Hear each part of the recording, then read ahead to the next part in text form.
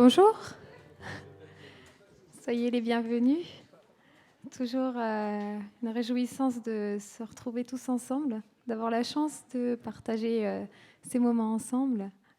J'espère que vous avez passé une bonne semaine et que le Seigneur va vous remplir ce matin pour la semaine qui arrive. Voilà, soyez bénis.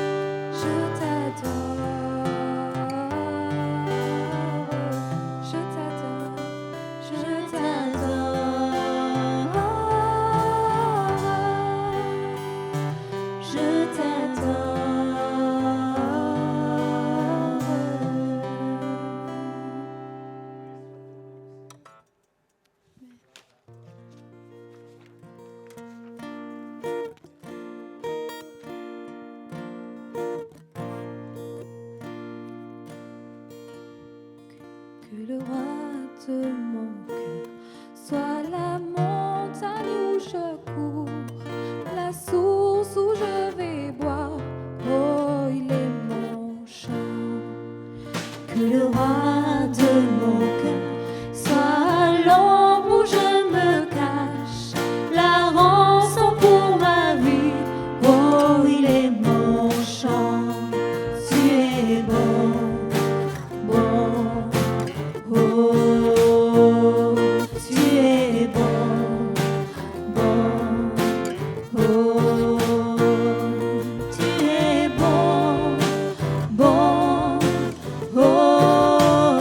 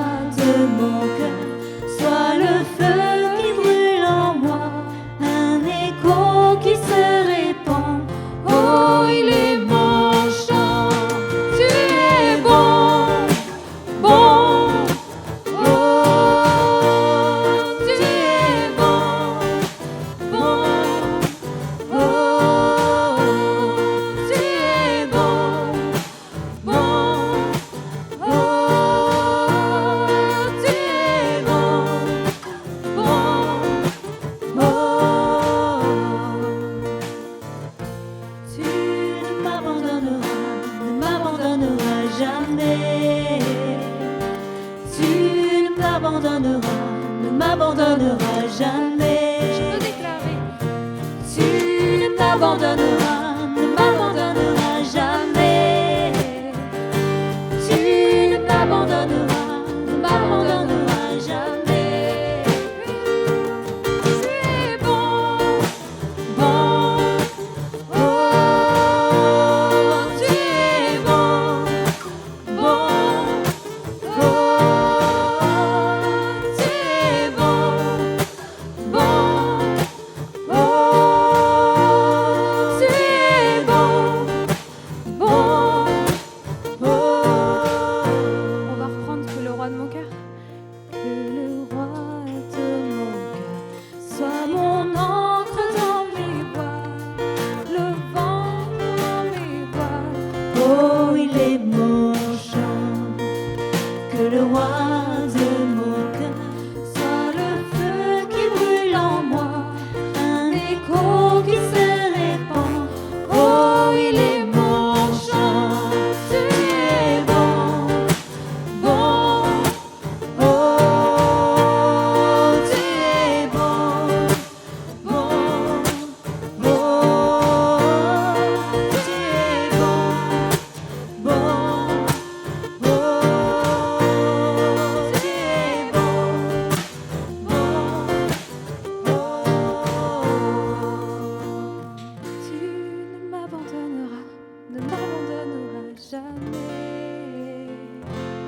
Tu m'abandonneras, ne m'abandonneras jamais. On peut déclarer qu'il ne nous abandonne pas.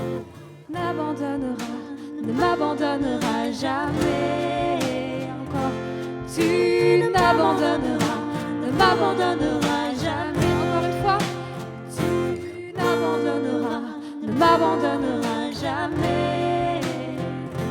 Tu n'abandonneras, ne m'abandonneras jamais. Tu es bon, bon, oh, tu es bon, bon, oh, tu es bon, bon, oh, tu es bon, bon, oh.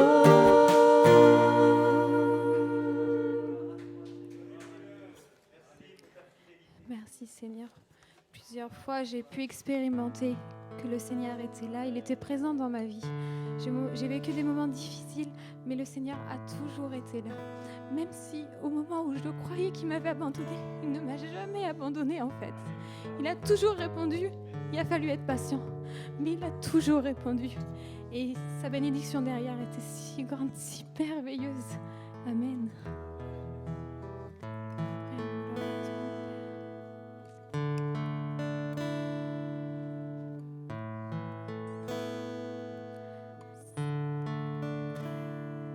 Cet air que je respire, cet air que je respire, c'est ta présence qui vit en moi.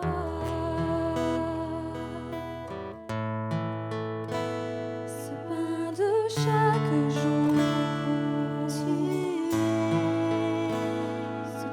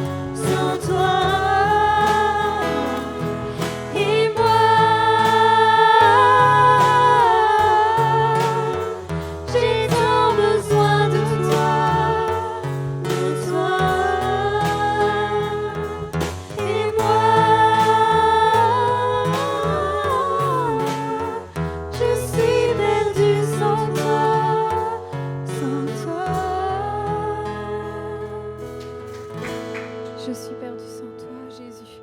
Et par ta présence, Seigneur, je me sens tellement bien dans ta présence, Seigneur. Et je veux toujours prier, toujours élever ma voix pour ton nom, Seigneur Jésus. Parce qu'il n'y a pas plus beau que ton nom, Seigneur. Il n'y a pas plus beau que d'être dans ta présence, Seigneur. Tu nous accordes tellement de paix, Seigneur. Tu nous apportes tellement de joie dans nos vies, Seigneur Jésus. Et je veux déclarer, Seigneur Jésus, que tu es mon sauveur et mon maître, Seigneur Jésus. Et je veux être à tes côtés, Seigneur Jésus. Je veux suivre le chemin que tu diriges pour moi. Je veux suivre tes voies, Seigneur Jésus, faire toujours ta volonté et être à ton image, te ressembler, Seigneur, au plus près de toi, Seigneur Jésus. Merci pour tout, Seigneur. Je veux faire ta volonté, Seigneur. Ta présence, Seigneur de l'univers, rien n'a plus d'importance. Rien n'a plus de valeur. Viens chercher ton cœur, trouver ta volonté, me tenir prosterné en chantant tes louanges. Ton nom est grand, ton nom est saint, ton nom est digne de louange. À toi l'honneur, à toi la gloire, à toi la puissance et la force. Jésus, agneau de Dieu. Bonjour à toutes, bonjour à tous.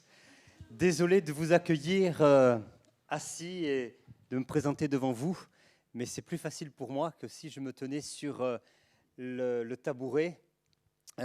Sinon, mon médecin va encore me gronder et il aurait raison, et ma femme aussi, et là, c'est plus grave.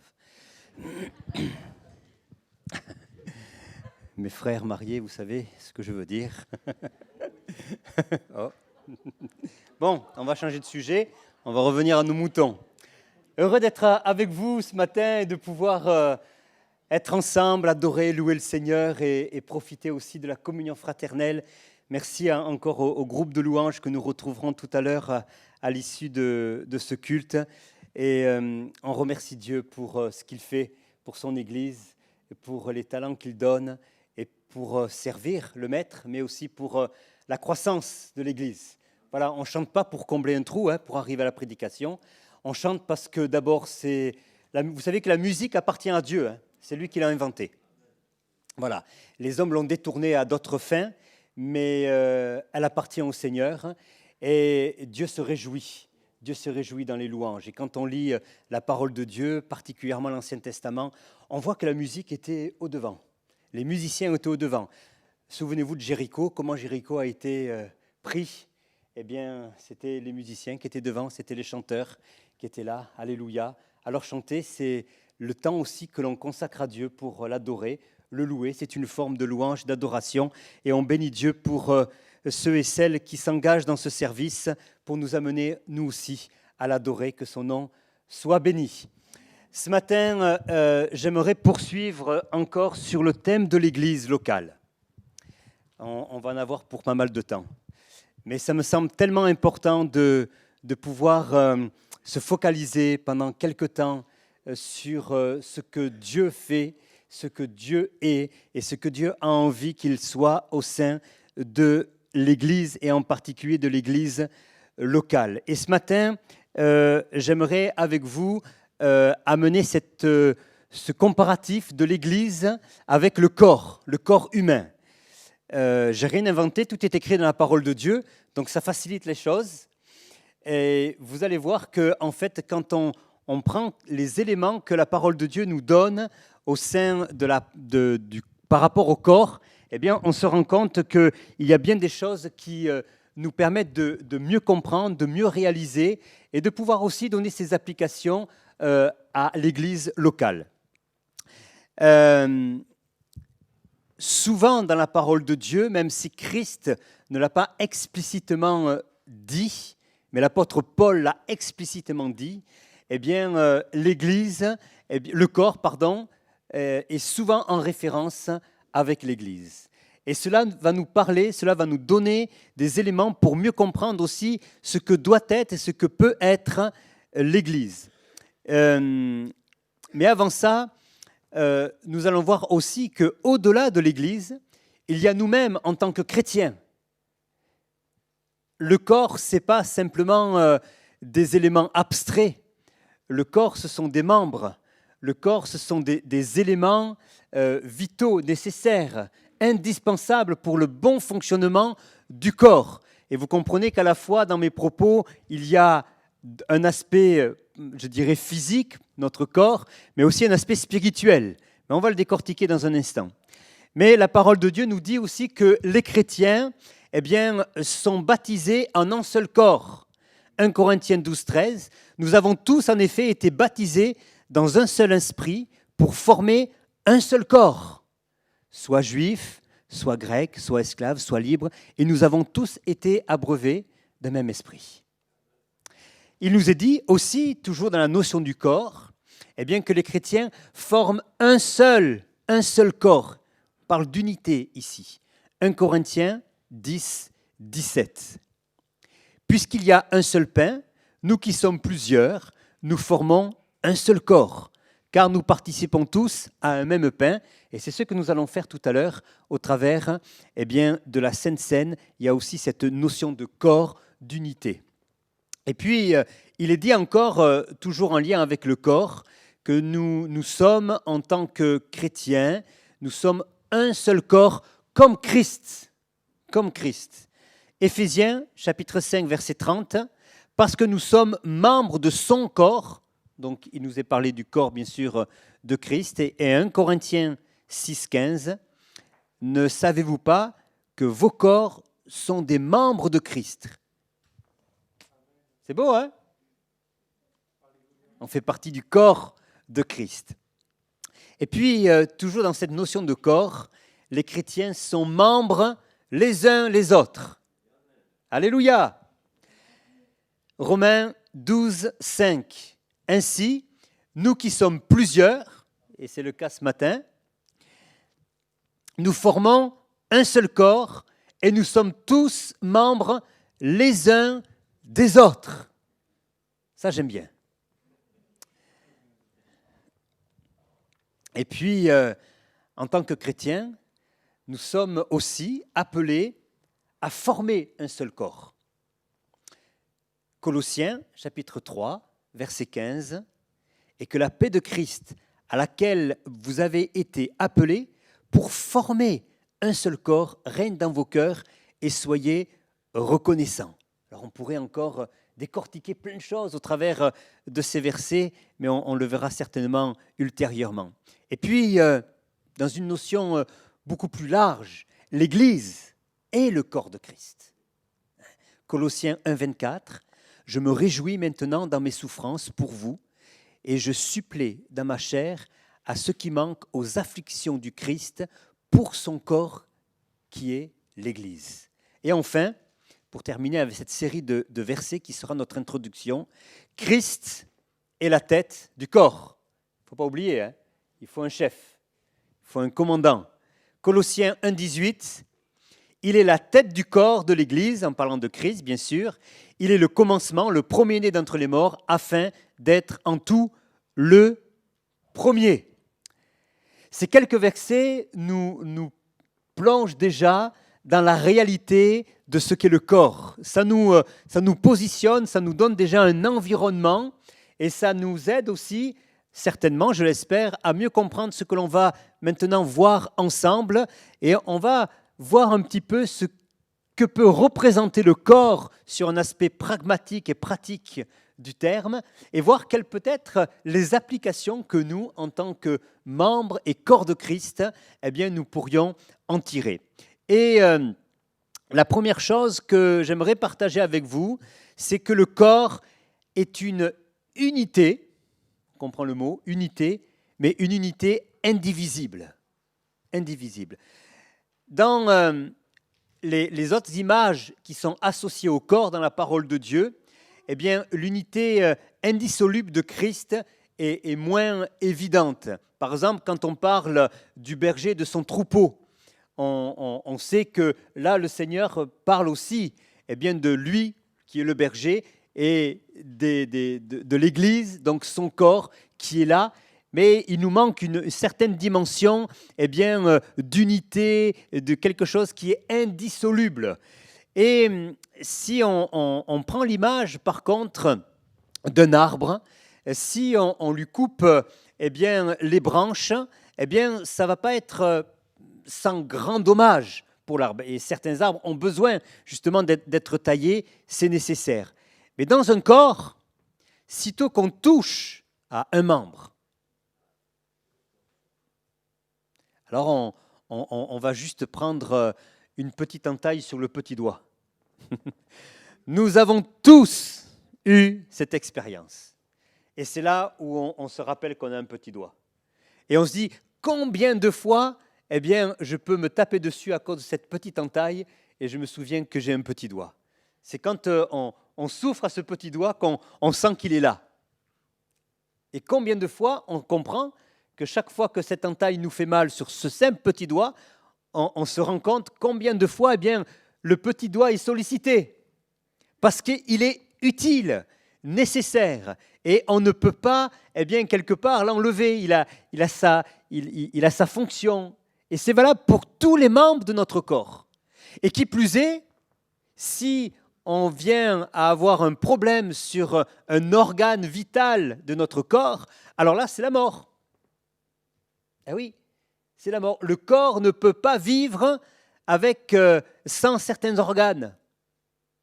C'est vital. Il peut s'accommoder, mais il sera quand même handicapé s'il y a quelques membres qui lui sont mutilés, enlevés, mais quand même. Et ça veut dire quoi tout cela? Qu'est-ce que l'application que l'on pourrait avoir autour de tout cela? C'est ainsi aussi pour l'Église.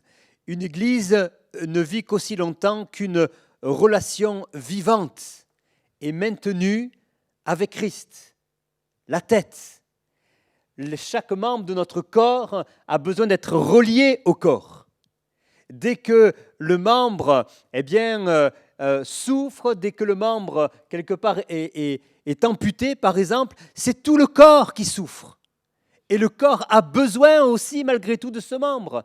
Dès que nous sommes malades, dès qu'un organe est touché, c'est tout notre corps qui est touché, qui est ébranlé.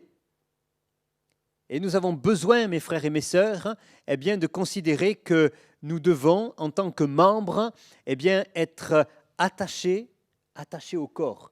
Et surtout attachés à la tête de l'Église qui est Christ, comme on l'a vu tout à l'heure. Éphésiens 4.3 nous dit ceci, « Efforcez-vous de conserver l'unité que donne l'Esprit dans la paix qui vous lie les uns aux autres. » Si on prend profondément le sens de ces textes, on se rend compte, mes frères et mes sœurs, que l'Église doit être non seulement une unité, mais une unité indivisible. Nous ne pouvons pas valablement considérer qu'un membre du corps puisse ne plus être attaché au corps. Il y a des conséquences sur le corps, et vous comprenez que je parle aussi là de l'Église. La deuxième chose, c'est le corps est une unité complète en lui-même. Je m'explique. Le corps, et quand on réfléchit bien, il est autonome pour lui-même. Dieu a disposé dans le corps tout ce qui est nécessaire à sa vie.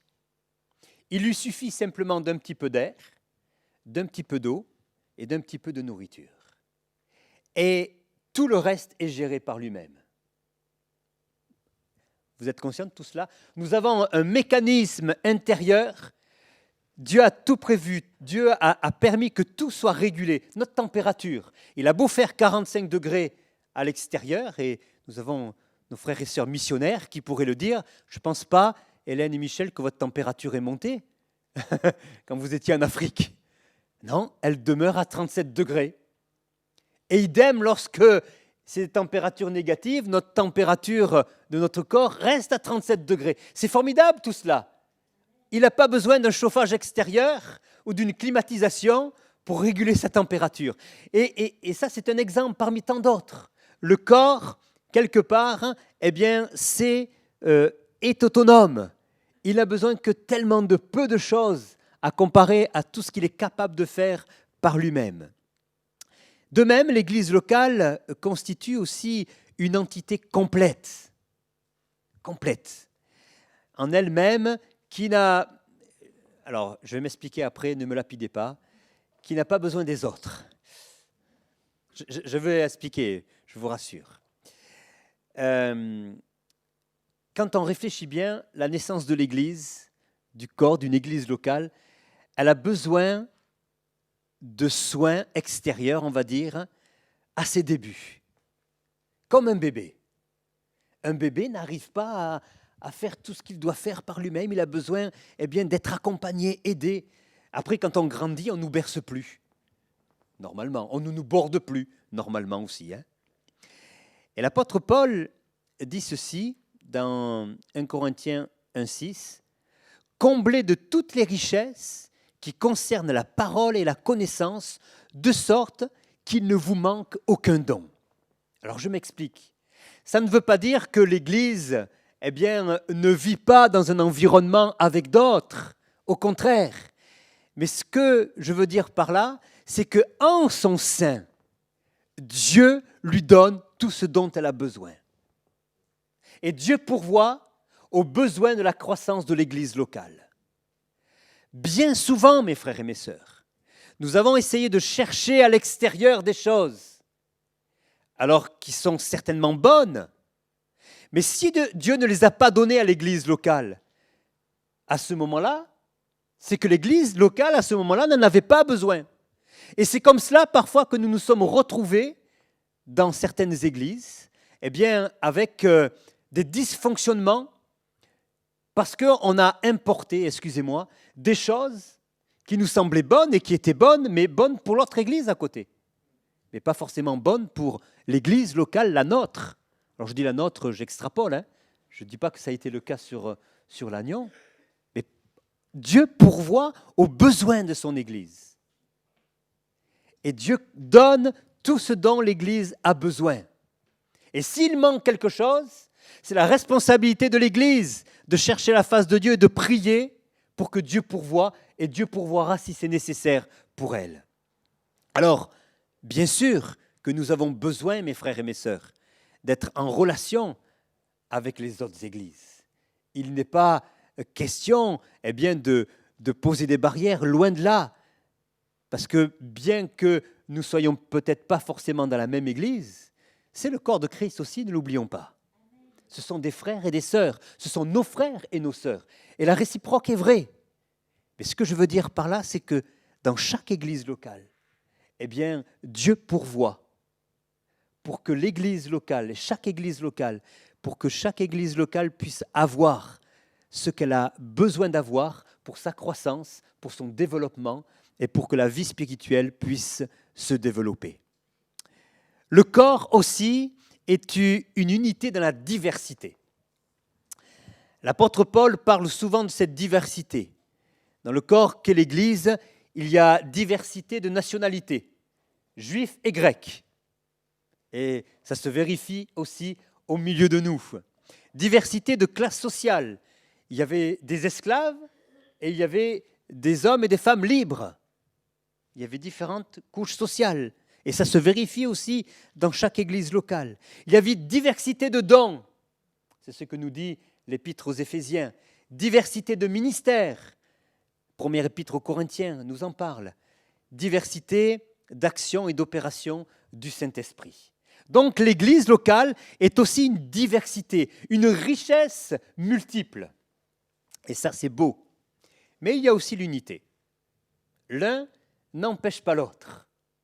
Il peut y avoir l'unité dans la diversité. Unité dans l'origine des charismes, des dons spirituels. Ils viennent du Saint-Esprit, ils viennent du Seigneur, ils viennent de la même source. C'est une unité. Éphésiens 4, 7, mais à chacun de nous, la grâce a été donnée selon la mesure du don de Christ. C'est Christ qui donne. Et tout nous vient de lui, d'où l'intérêt d'être attaché à la tête qui est le Seigneur. Une unité d'héritage. Nous avons un seul et même héritage, Éphésiens 3, 6. Ce mystère, c'est que les païens sont co-héritiers, forment un même corps et participent à la même promesse en Jésus-Christ par l'Évangile. Nous avons une unité d'héritage. Alléluia! L'héritage est grand et nous aurons tous la même part, mes frères et mes sœurs. Mais nous avons tous le même héritage en Jésus-Christ. Et c'est beau cela. Eh oui, est-ce que vous croyez que nous avons tous le même héritage? Il n'y en a pas un qui recevra plus que l'autre. Nous sommes tous fils de Dieu, nous sommes tous co-héritiers de la grâce et nous sommes tous au bénéfice de la même grâce. Amen. Parce que nous avons tous été rachetés, du péché. Unité de rédemption. Éphésiens 2,16. Par sa croix, il a donné le coup de grâce à leur inimitié. Il les a réconciliés tous deux avec Dieu et les a réunis en un seul corps. Amen. Alléluia, quelle grâce. La même rédemption.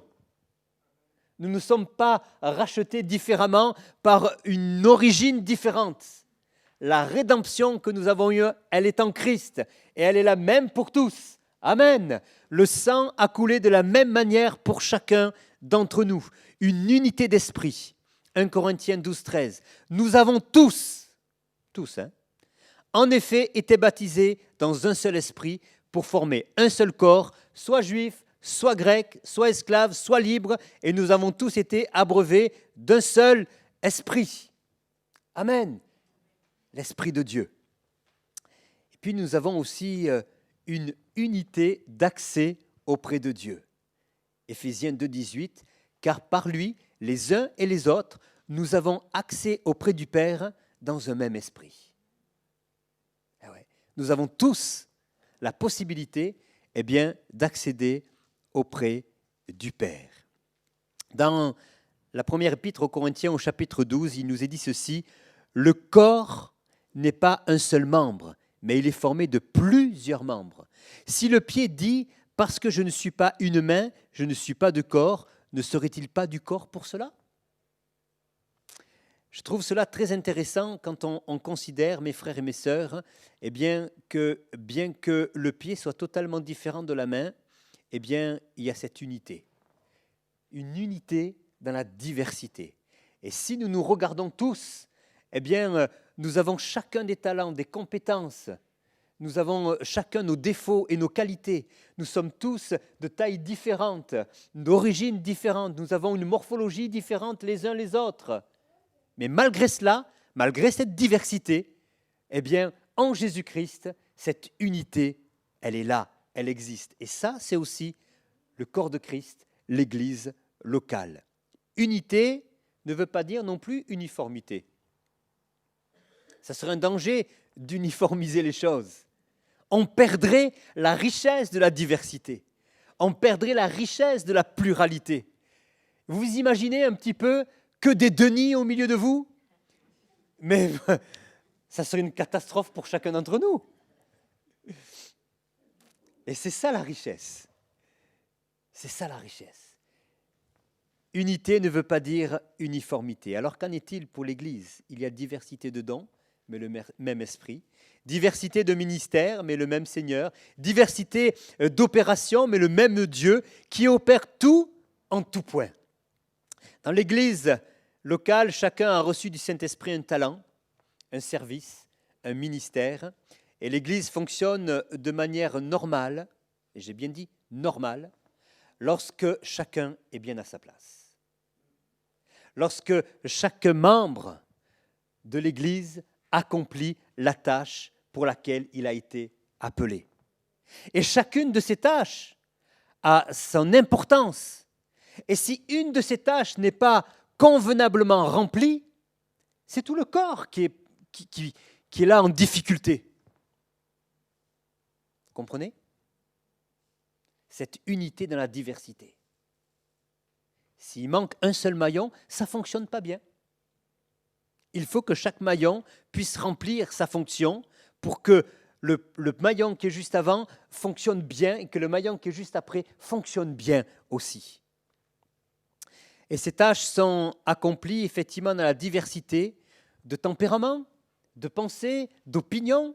C'est une réalité, mais avec une telle diversité que cela rend riche le corps de Christ, rend riche l'Église locale.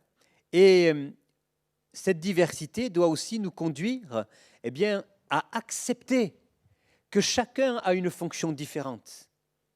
Il y a des ponts, il y a des relations, il y a des liens les uns avec les autres, mais nous devons accepter aussi qu'il en soit ainsi pour que le corps fonctionne. Imaginez un seul instant que ma main décide un matin de devenir pied. Je marcherai la tête à l'envers. Eh oui, et ça ne fonctionnerait pas bien. Et c'est comme ça. Et dans l'église locale, c'est exactement la même chose. Et nous devons accepter cela. Et quand nous acceptons cela, ça fonctionne bien. Chaque talent, chaque don, chaque ministère. Imaginez-vous que dimanche prochain, je prenne la place de mon frère Thierry à la guitare. Oui. Je peux, oui, mais je ne réponds de rien. Et surtout, je ne vous garantis absolument rien. Eh oui, ça serait une catastrophe, parce que c'est pas ce que Dieu m'a appelé à faire. Et ça ne fonctionnerait pas bien, et ça n'irait pas. Vous comprenez ? Et c'est ça, et ça doit se respecter et s'accepter. Et nous devons les uns les autres, non seulement aussi valoriser, je dirais, faire fructifier le talent, le don que Dieu nous a donné au sein de l'Église locale pour que l'Église grandisse, mais aussi nous devons accepter que nous ne sommes pas forcément appelés à ceci ou à cela, mais que là où le Seigneur nous a placés, c'est là où nous devons être, et c'est là où ça va bien fonctionner, parce que si ma main prend la place du pied, je vais avoir un sérieux problème. Et l'Église va avoir un sérieux problème. Le corps aussi, une unité de relation. Si le corps doit vivre et se développer, il faut que, là je parle du corps physique, il faut que les liaisons qui se font entre les membres puissent bien fonctionner. Nous comprenons très bien que le système nerveux doit être opérationnel, que les muscles doivent être parfaitement bien attachés aux os, que les tendons, les ligaments, tout cela doit bien se coordonner et qu'il doit y avoir cette nécessité que tout soit relié. Le système veineux, il ne doit pas y avoir de coupure, sinon ça pose problème. Donc tout cela doit bien fonctionner, mais aussi bien fonctionner les uns avec les autres. Tout doit avancer convenablement, fonctionner convenablement, sinon ça pose problème. Je ne suis pas médecin, loin de là, mais je sais aussi que si l'irrigation ne se fait pas convenablement dans des membres, ça amène la gangrène, ça pose problème, et ça va amener quoi ? L'amputation. Donc toutes ces choses-là, c'est parce qu'il y a mauvais fonctionnement du système, parce qu'il manque de corrélation dans le corps. Et pour nous, Église, corps de Christ, il en est de même. Il y a une unité de relation. La vie n'est maintenue dans l'harmonie, et l'harmonie n'est conservée que dans la mesure où les relations sont constantes, équilibrées, et que les choses puissent se faire convenablement les uns avec les autres. Dans Éphésiens 4,16, et je vous lis cela dans Parole vivante, il est dit ceci: c'est de la tête que tout le corps tire cohésion et unité. C'est en restant dépendant d'elle que l'ensemble, bien lié et coordonné grâce aux différents muscles et ligaments, forme une structure harmonieuse, à condition que chaque organe remplisse son office suivant la fonction qui lui a été assignée et les forces et capacités adaptées à ses besoins. De cette manière, tous les membres contribuent ensemble, dans un esprit d'amour, à la croissance organique du corps. On sait que Paul faisait référence là aussi à l'Église locale, l'Église corps de Christ. Oui, mes frères et mes sœurs, il y a une unité de relation et on a besoin aussi de le prendre en considération. Nous sommes liés les uns aux autres. Et ça, c'est beau. Est-ce que, quand on réfléchit à cela, est-ce qu'on se rend compte qu'il n'y a rien, pour beaucoup d'entre nous, qui aurait pu nous réunir dans un même lieu? Nous sommes tellement différents. Il y a des points communs, et certainement que par petits groupes, on aurait pu effectivement se retrouver dans des choses qui nous rassemblent, qui nous sont communes. Mais dans cette diversité, c'est tellement peu probable. Il y a peu de chances qu'on se soit tous retrouvés dans un même club de quelque chose. Mais ce qui fait le miracle de cette unité, c'est la relation que nous avons premièrement en Christ et cette relation que nous avons aussi, j'en ai parlé la fois dernière, cette relation horizontale que nous avons parce que nous avons d'abord une relation verticale. Et elle est nécessaire. Et ça, c'est miraculeux que Christ nous ait rassemblés tous sous le même toit. C'est miraculeux. Il n'y a que Dieu qui peut faire ça. Mais c'est ça aussi l'Église. Et nous avons besoin, comme nous le rappelle l'apôtre Paul, eh bien, d'entretenir ces relations. D'entretenir ces relations. Proportionnées, mais indispensables. Nous avons besoin les uns des autres, mes frères et mes sœurs. Et puis, le corps est aussi une unité organisée. Eh oui, il y a de l'organisation dans le corps. Sans cette organisation, la diversité qui est en nous, c'est l'anarchie. Si ce n'est pas bien organisé dans notre corps, ça serait une catastrophe. Ça serait une catastrophe. Nos membres ne fonctionneraient plus d'une manière coordonnée. Imaginez que la main dise « je fais ce que je veux », que le pied droit dise « moi je vais à gauche » et que le pied gauche dise « moi je vais à droite », on va avoir de sérieux problèmes pour avancer.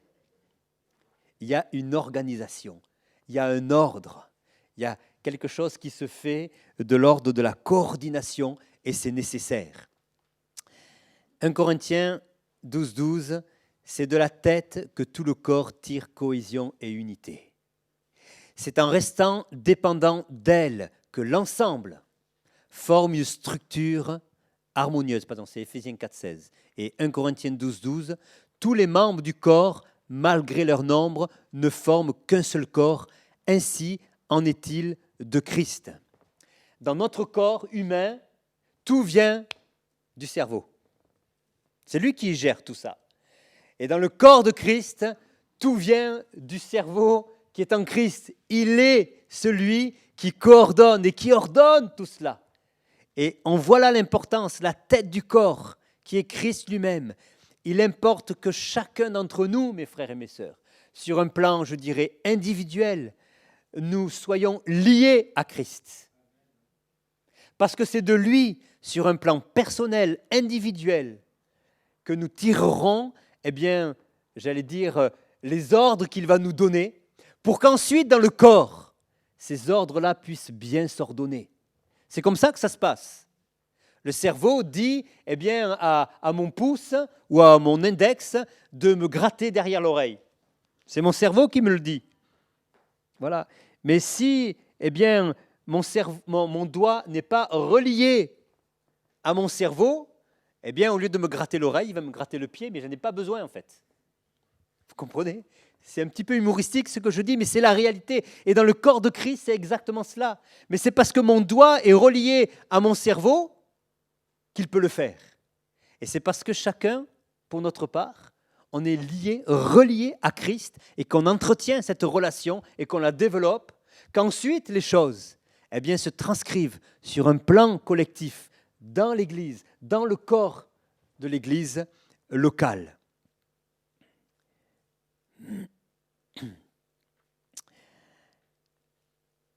Il est important que chaque membre soit relié pour que nous puissions voir fonctionner convenablement l'unité du corps de Christ. Et puis, avant-dernière fonction du corps dans son unité, c'est qu'il y a une unité aussi de croissance.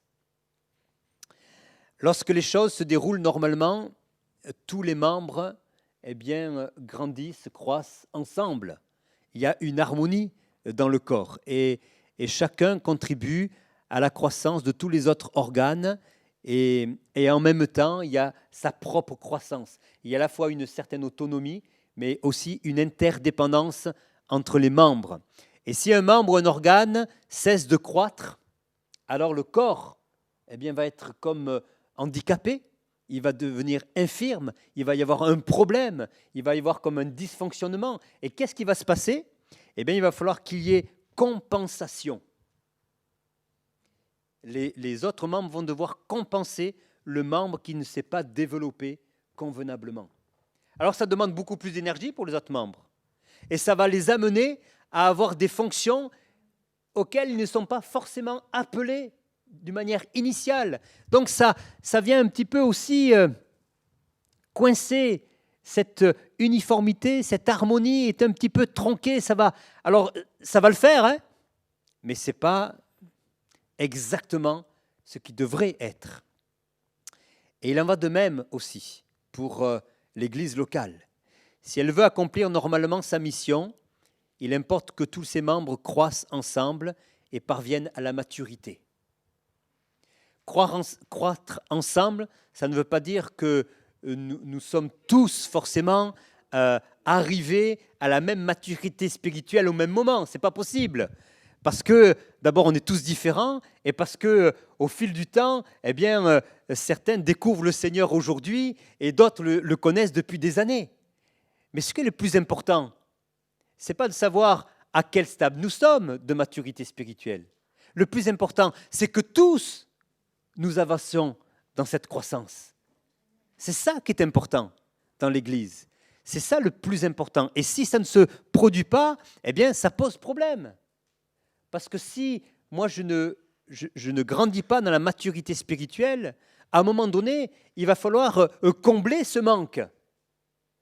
Parce que je le rappelle, comme on l'a dit tout à l'heure, nous avons tous nos fonctions, nous avons tous nos talents à développer, nous avons tous notre rôle dans l'Église.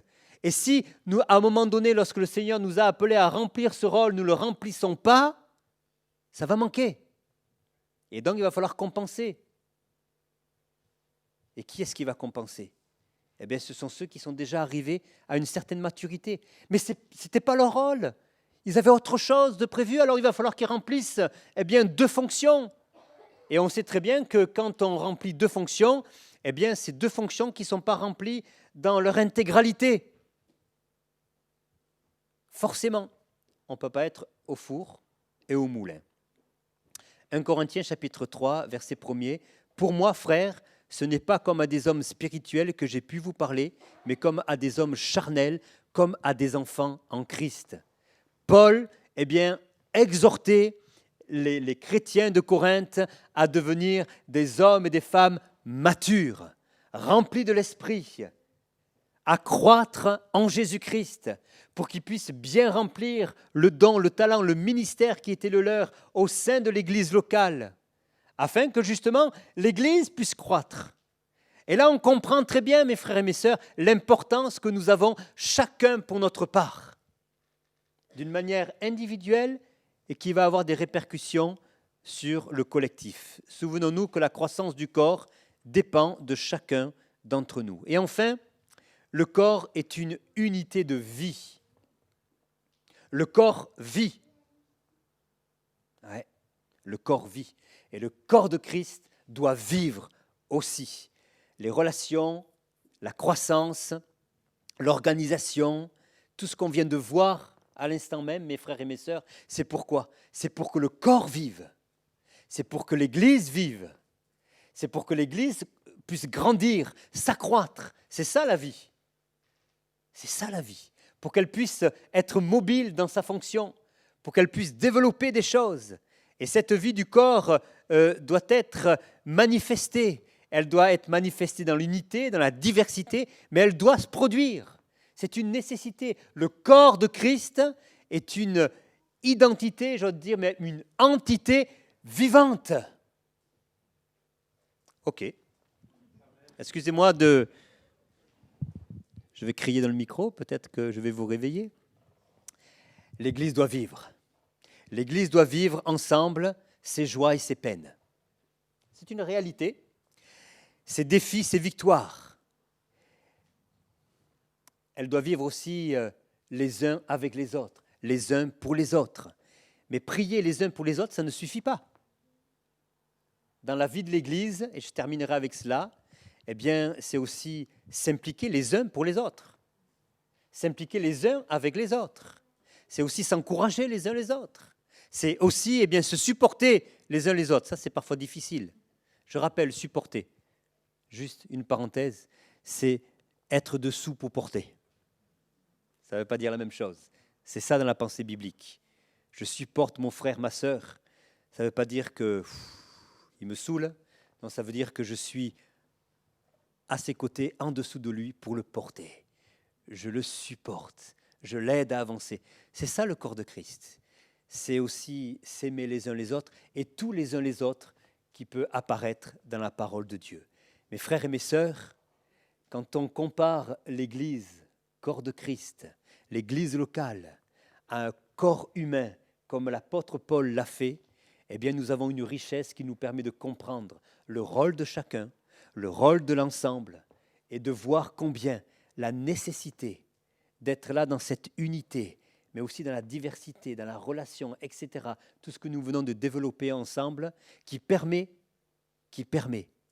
la croissance de l'Église, le développement de l'Église, l'harmonie de l'Église, pour qu'elle puisse être la réalité d'aujourd'hui, là où le Seigneur l'a placée. Sans cela, l'Église eh bien, n'est pas véritablement dans son plein potentiel. C'est la responsabilité de chacun d'entre nous, et ce n'est pas simplement la responsabilité des pasteurs et des anciens. C'est la responsabilité de chacun d'entre nous en tant que membre du corps de Christ, que le Seigneur nous bénisse. Amen. Seigneur, merci pour ta grâce. Merci, Seigneur, de nous avoir un jour eh bien, appelés, de nous avoir, Seigneur mon Dieu, amenés eh bien, à être membres du corps de Christ. Quelle grâce! Et nous voulons nous rappeler, Seigneur mon Dieu, eh bien, que tu as fait cela parce que tu es celui qui désire eh bien, bâtir l'Église. Et tu l'as bâtie. Et nous sommes ces pierres vivantes, Seigneur, qui composons l'Église. Et quelle grâce et quel privilège tu nous fais de pouvoir être membres de ce corps. Mais Seigneur aussi, nous connaissons la fragilité de ce corps. Et nous voulons, Seigneur mon Dieu, être conscients que nous avons notre part dans la construction de ce corps. Nous avons notre part dans l'harmonie de ce corps. Nous avons notre part eh bien, dans la diversité, dans la croissance, dans le développement de ce corps. Et nous voulons y contribuer, Seigneur. Seigneur, merci de nous y aider. Et nous voulons, Seigneur mon Dieu, aussi manifester la réalité de ce corps encore aujourd'hui, dans ces instants, autour, Seigneur mon Dieu, eh bien, de ces éléments, de ces symboles, autour du pain et du vin, comme toi tu l'as institué. Nous voulons nous rappeler, Seigneur, eh bien, de cette unité, dans la communion, dans la diversité, dans la richesse, Seigneur. Et nous voulons nous rappeler qu'au travers de ces éléments, Seigneur, eh bien, tu as voulu cela, pour que nous puissions nous rappeler eh bien, l'acte, le sacrifice que tu as accompli, mais nous rappeler aussi, Seigneur, que nous sommes ensemble eh bien, pour commémorer cela, et que, Seigneur, c'est ainsi que tu l'as voulu.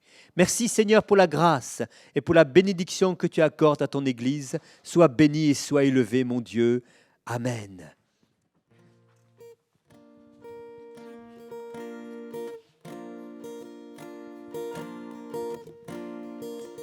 Que le roi de mon cœur soit la montagne où j'aille.